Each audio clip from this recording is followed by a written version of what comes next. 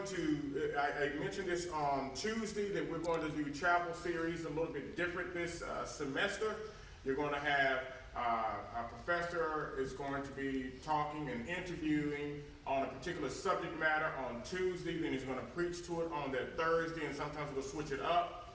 But this past Tuesday, we introduced to you all the topic of expository preaching from none other than our own Dr. Timothy Fuller, preacher extraordinaire, right? And so he's going to come in, and I don't know what's your name of your topic. I can't wait to just hear the name of the topic, so that I can steal it and go preach it over at Bible Way, right? And so what we're looking forward to hearing him do that. But of course, he teaches and teaches in our teaching and expository preaching classes, as well as the Old Testament prophets now this semester. And so we're going to look forward to hearing from him in a second. We had a wonderful time, and he answered a lot of questions the other day about the importance of expository preaching. And when you hear him preach, you'll see why it is important. Amen? But he'll be coming in a minute. But right now, we're going to ask, did you want to go now or after? Okay.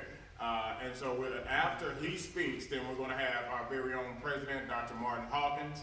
He's going to come and share some announcements. But at this time, if you would, put your hands together for Dr. Timothy Fuller.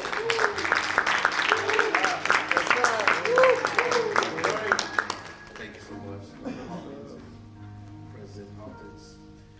I'm going to get right into it this morning. Philippians chapter 4. Yes.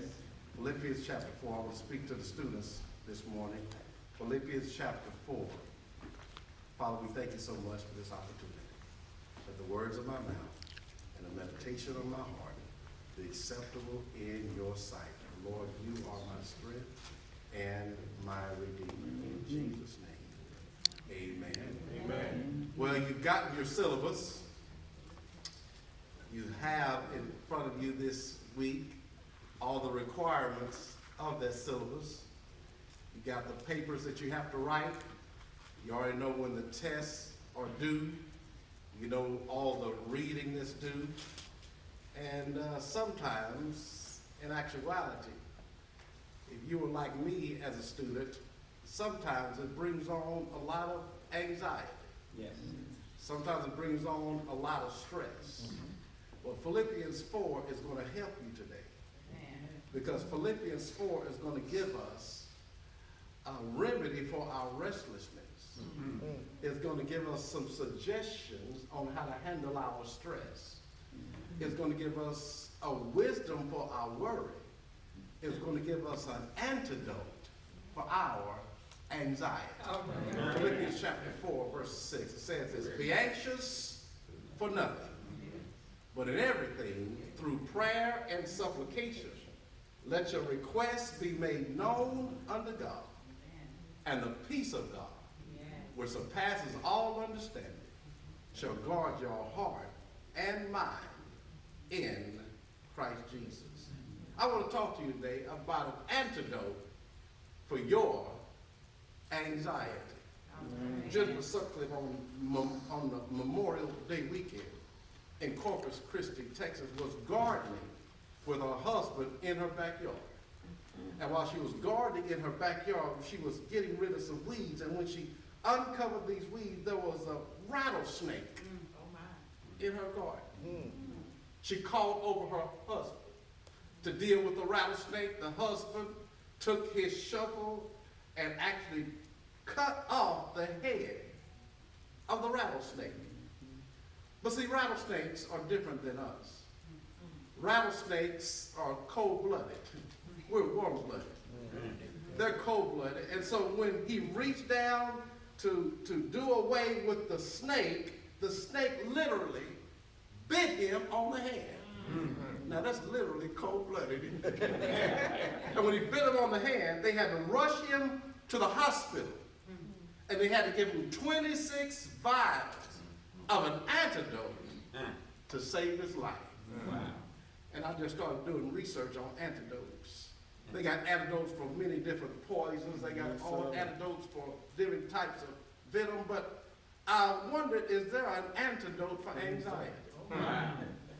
because I couldn't find it in all the antidotes that I found. There's no antidote for anxiety until I began to read Philippians chapter 4. Amen. And Philippians chapter 4 gives us an antidote for our anxiety. We try many different things when it comes to anxiety, don't we? Yeah. Some people try to deal with their anxiety at the bottom of a beer bottle, at the bottom of a liquor bottle, at the bottom of a pill bottle, but the reality is that can't deal with your stress. That's not going to give you a remedy for your restlessness. That's not going to give you an antidote for your anxiety. But Paul helps us. Because Paul helps us today that when you're going through this semester, it's not going to be found in anything but trust and giving your concerns and cares unto God. So if you want to find a solution to your stress, if you want to find a remedy for your restlessness, Paul says it's not going to be what Bobby McFerrin said. Y'all know Bobby McFerrin, don't you? He says, don't worry. That one-hit wonder had that song, Don't Worry, Be Happy. You knew that song, don't you? Y'all know the song, Here's a Little Song I Wrote. You might want to sing it note for note.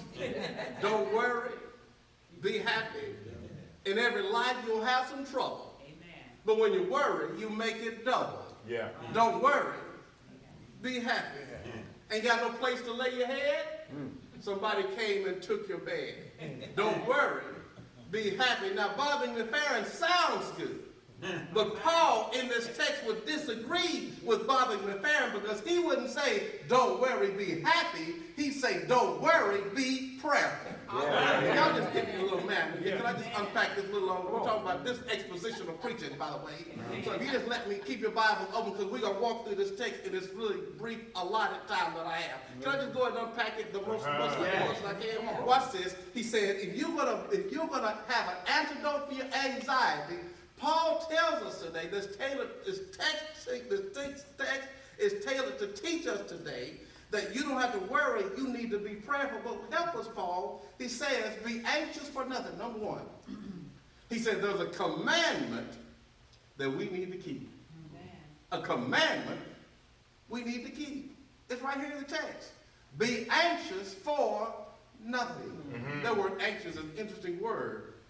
It's marimoneo, which means to be pulled in different directions. I don't know if you've been a student, how long you've been a student here, but sometimes with all the classes you got, with all the paper you have to do, all the reading you have, sometimes you can be pulled in different directions. It seems like you're coming apart at the seams. But Paul says, don't worry.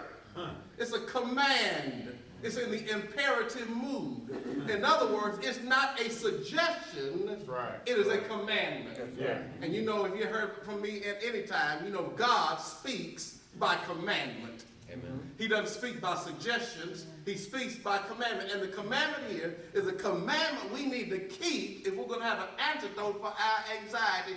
Don't worry. That's right. Don't let things draw you in different directions, because here's what worry can do. Worry can draw us in different directions. Also, worry can divide us. We got so many things going on. We got to try to divide it between this, that, and the other. And sometimes things in our life, things in school, the family things can divide us. Paul says the commandment you need to keep is don't worry. Yeah. Well, not only can it divide us and draw us in different directions, you know what else worry can do? Worry can also dominate us. Yes, sir. There's an interesting word in German, which means that this word worry means to be strangled. Oh my. I don't know about you today, but sometimes it seems like when there's so many things on your plate, so many things you got to do, sometimes it seems like you can be strangled. But the text says, don't worry. It's in the imperative mood, but it's also in the present tense. Right. In other words, what he's saying is that what he's doing is it's a negative imperative. What he's suggesting is there are some people in the Philippian church that's already worrying. He's trying to stop something that's already in progress. Now somebody came here today worrying. Some people came here today, stuff on your mind. So not only, but Paul says, don't worry, Paul says, stop worrying. Yeah. There's a commandment we ought to keep. Amen. Stop worrying. What are you worried about today? What test are you worried about? What paper are you worried about? What reading are you worried about? What comprehensive exams are you worried about? Don't worry. Yes, Lord. Look what he says. He said, not only is there a commandment we need to keep, watch this, there's a conversation we need to have. Right. It's right here. Y'all think I'm making this stuff up? It's right here in the text. He said, be anxious, watch this, for nothing. Y'all with me? Let me pause parenthetically and let me tell you what the word nothing means in the Greek. Y'all ready? Nothing. I know what I mean. I ain't got nothing deep. He said, don't worry about a thing. Whatever it is, don't worry. Stop worrying. Be anxious for nothing. But instead, be prayerful. Watch this. Right. Let your request be made known unto God. How do you do that? You do it by prayer and supplication. Yes. There's a conversation we need to have. Well, Paul, help us. He said what I need to do is, I don't need to worry about anything, but what I need to do is pray about everything. That's right. Y'all see that in the text? He said, don't worry about nothing, but pray about everything, and everything by prayer and supplication. In other words, he said, what I want you to do, let me tell you how I want you to communicate. Number one, I want you to communicate with devotion. I want you to communicate with details, and I want you to communicate with direction. Come on. Y'all ain't saying nothing. Come on. He said, what I want you to do, I want you to do by prayer and supplication, two different words. In other words, you go to God in prayer, but you ask him to give you what you need. That's right. In times of worry. Watch this. Here's how you're going to do it. Here's an avenue to deal with your anxiety. He said, I want you to don't worry about anything, but pray, but I want you to pray about everything. How do I do that, Paul? I want you to pray with supplication. In other words, ask God for provision for what you need in the time of need. Don't worry about anything. Pray about everything. Pray with details. In other words, you need to start praying in generalities. You need to start praying with specificity. That's right. You need to pray about what you need to do, when you need to do it, how you need to do it. Pray with supplication. But watch this. He also says, here's what I want you to communicate. Not only prayer and supplication. I'm trying to rush through this, y'all. But he said, I also want you to pray with direction. Watch this. Let your request be made known unto God. Now I got a theological problem with that. Because I've taken theology, systematic theology, biblical theology. One thing I know, I've taken theology proper. One thing I know about God is omniscient. And I know that he's all powerful. Well, why, Paul, if God is omniscient, why do I have to let him know about my issues? Y'all ain't gonna get me today. Because y'all grandmama told me he knows everything. He knows my lying down, he knows my getting up, he knows my everything. Help me, Paul. Why I got to let him know about my request? Can I tell you why? Because we don't pray, watch this, we don't pray to impress God. All right. So we like to pray to impress God, don't we? We like to say big flowery words. And we like to have to pray loud and long and to impress God. But Paul said, no, you don't pray to impress God. Watch this. He said, you don't pray to impress God. You don't even pray to inform God. He said, God already knows. He knows everything that you're going through. If he knows every hair on your head, he knows exactly what the time the test is coming up. He knows exactly what time the paper is due. He knows exactly what time the bill is due. He knows all of that stuff. But why do I got to inform him? You don't pray to impress him. You don't pray to inform him. Can I tell you what you need to do? You need to pray to invite him. That's right.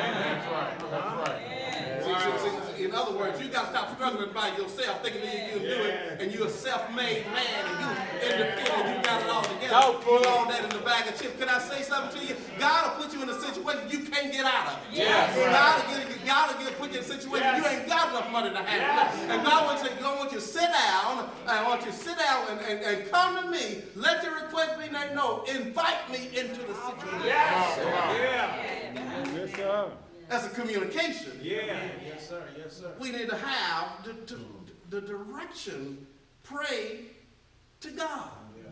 Let your request be made known unto him. Yeah. Now, I grew up I went to high school in the 80s, and in DFW, K104 on Friday night, there was a guy by the name of Dr. Rock. And Dr. Rock used to play hip hop and all of this stuff, and I love Dr. Rock, but there was a section on Friday night called the request line. And what you could do is you could call in the K104 and you could put in your request. Yeah. Yes. And I love that time request line because I wanted to hear a particular song at a particular time. So what I do, I call in the K104 and I let my request be made known to Dr. Rock. And brother, hey, brother Bruce, but there were some answers I didn't like. Because sometimes when I would make my request, sometimes my request would be delayed. Wow. See, I want my request answered right then. Yeah. I want you to play Al Green right now. I want you to play Frankie Beverly and Mays right now. But sometimes I had to wait a little bit, ladies and gentlemen. Can I tell you, sometimes when you make your request known unto him, sometimes he may put it on delay. And sometimes he may say, wait, you're going to have to wait a little bit because the reason I'm not asking your request is because you need to grow. My God. Yes. I wish I had somebody. Yes. He said, and a lot of times I would make my request and he wouldn't delay. Sometimes he denied. Yeah. Because he denies, sometimes he says no. Yeah. But sometimes he doesn't delay, he doesn't deny. Sometimes he answers it directly. Yeah. Just good news about God. Sometimes when you make a request and made known unto him, he take and open up the request line and he answers your question. He answers your request directly. Yes. There's a conversation Yes, Lord. we need to have. Yes, sir. I want you to communicate directly. Let your request be made known unto him. Yes. But one thing that's different about this request line. The request line when I was calling in the Dr. Rock. This request line is never busy. That's right. That's right. This request line I don't get hung up on. Right. This request line is answered. Isn't that good news? Grandma had a good theology. Said Jesus is on the main line. Tell him what you want. Call him up and tell him what you want. His line is never busy. Yeah. Tell him what you want. Did you get a chance to watch the Oklahoma Sooners and the LSU Tigers Yes. in the national championship? Yes. Yes. It was an interesting game. LSU blew out the Oklahoma Sooners. Yes. So I watched the game, but there was something that happened not in the game, but happened before the game. All right. Because before the game, the offensive coordinator, his name is Steve Ensminger, had to make the worst call of his life. Yes. Because as he was preparing Yes. for the LSU Tiger game to Yes. play the Oklahoma Sooners, he got the news that his daughter-in-law, his son's wife, Yes. had gotten killed in an airplane crash. Wow. He had to call his son. His son found out about the news that his wife was killed on her way to go to watch the game. Was killed in an airplane crash. Son got the news. They immediately rushed him to the hospital. Yeah. His blood pressure went sky high. Yeah. He was out of his mind. Things were going bad for him. To calm him down, they had to sedate him. My God. And his daddy made the worst call of his life. He called his son. And when he called his son, he said, son, we're going to make it through this dark hour. He said, son, I'm behind you. Yes. There's coaches are behind you. Yeah. And the team is behind you. When his son got a chance to talk to his father, the article said that when he got a chance to talk to his father, his blood pressure went down. Yes. He started recovering. He recovered so quickly that he was able to watch his dad of the LSU Tigers beat the Oklahoma Sooners. Yeah. I don't know if you got this or not, but you know why he got better? He got a chance to talk to his father. Yeah. I don't know about you. I don't care what kind of stress or anxiety you got. As long as you get a chance to talk to father, Yeah. let your requests be made known Yes, God. unto him.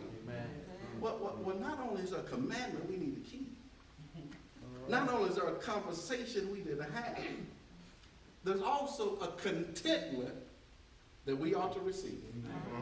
Can I show it to you in the text? Come on. Look, he says, be anxious, stop worrying about everything, don't worry about anything, pray about everything.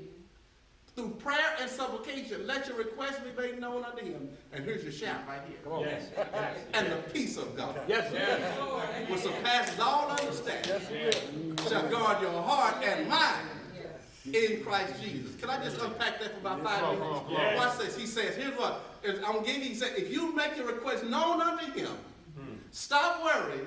Here's what he's going to give you. Yeah. Number one, he's going to give you providential peace, Yes. the peace of God. Yeah. He's going to give you perplexing peace, it surpasses all understanding. And he's going to give you protecting peace, it shall guard your heart and mind in Christ Jesus. Yeah.